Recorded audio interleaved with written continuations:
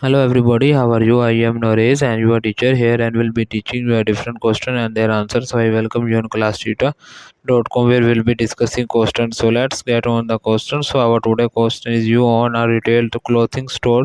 You ordered 3 dozen shirts from a vendor. Two of the shirts arrive with the obvious manufacturing error. You contact the vendors who offers you a credit in quickbooks online. What is the effect of the vendor credit? The correct answer of the question is D. Credit the cost of damaged shirt to the vendor credit and reference in the income account. So that the answer of the question. If you are searching any other question, please visit www.classtheta.com and find on the search section. If you have any question to ask, there are sessions on the right side of the website.